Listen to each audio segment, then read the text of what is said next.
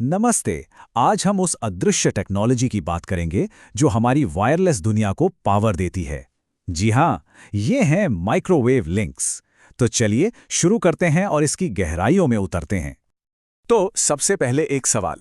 कभी सोचा है इंटरनेट बिना किसी केबल के शहरों, नदियों और पहाड़ों को कैसे पार कर जाता है? मतलब बिना तार के डेटा इतनी लंबी दूरियां, इतनी सारी रुकावटों के पार एक जगह से दूसरी जगह कैसे छलांग लगा लेता है? इसका जवाब एक कमाल की इंजीनियरिंग में छिपा है। इस टेक्नोलॉजी को समझने का सबसे आसान तरीका है, सोचिए आसमान में बना हुआ एक डिजिटल ब्रिज। हाँ, एक पुल। ये दो पॉइंट्स के बीच एक बिल्कुल फोकस्ड सीधा कनेक्शन है जो डेटा को, आप जानते हैं, लाइट की स्पीड से भेजता है। और इस पुल को बनाने का सफर शुरू होता है एक ऊंचे से टावर के ऊपर से। तो चलिए कल्पना करते हैं कि हम एक टावर पर चढ़ गए हैं। हमारे सामने जो ये हार्डवेयर है ना, इसे कहते हैं आउटडोर यूनिट यानी ओडीयू। ये वही गोल डिश है जो अक्सर ऊंची इमारतों या टावरों पर दिखती है।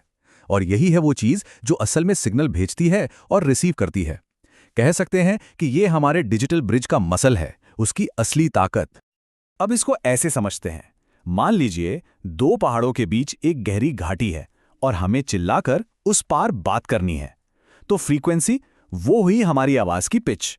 पोलराइजेशन हुआ हमारी आवाज का एक अनोखा टोन, जिससे पता चले कि हाँ, ये हमारी ही आवाज है। और टीएक्स पावर, वो है कि हम कितना जोर से चिल्ला रहे हैं। तो दोनों तरफ की डिश को एक ही पिच, एक ही टोन और बिल्कुल सही वॉल्यूम पर सेट करना पड़ता है। तभी तो बात साफ साफ होगी ना। अच्छा, अब आते हैं मॉड्यूलेशन पर। यह क्या चीज है? सोच लीजिए ये सिग्नल की लैंग्वेज है, वो भाषा जिसमें डेटा बात करता है। और यहां एक बड़ा दिलचस्प ट्रेड ऑफ है। मतलब जितनी कॉम्प्लेक्स भाषा इस्तेमाल करेंगे, उतनी ज्यादा जानकारी एक साथ भेज पाएंगे। लेकिन अगर रास्ते में थोड़ी सी भी गड़बड़ हुई, सिग्नल थोड़ा सा भी कमजोर हुआ, तो पूरी बात ही बिगड़ सकती है।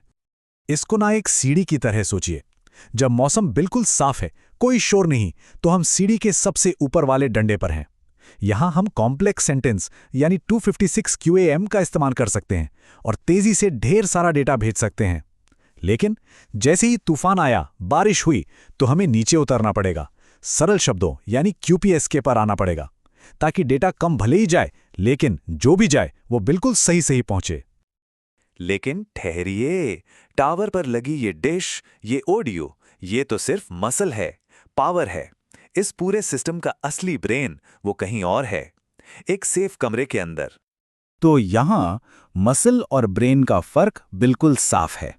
ओडीयू जो बाहर मौसम की मार झेल रहा है, वो है मसल।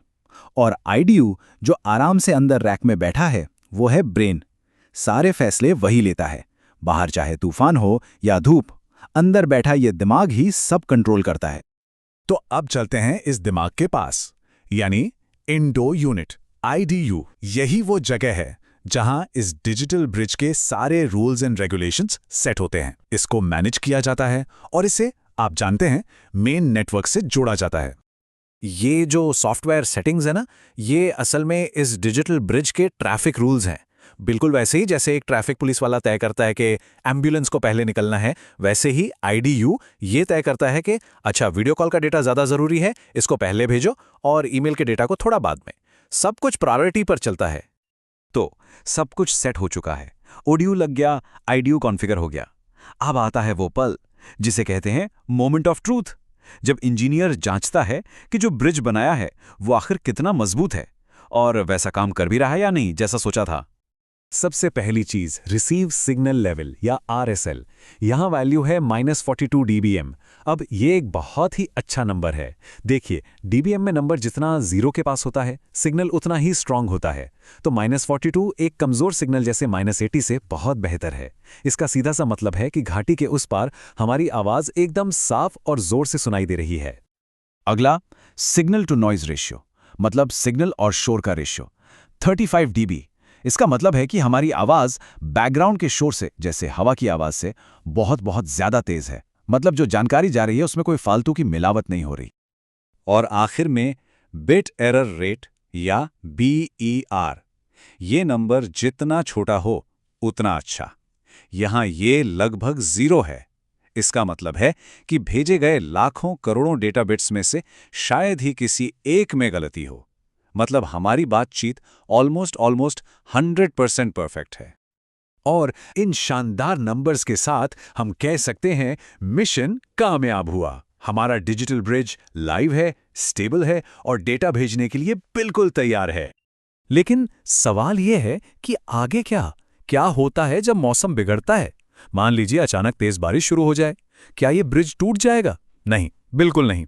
और यहीं पर इस सिस्टम का असली जादू, इसकी स्मार्टनेस सामने आती है।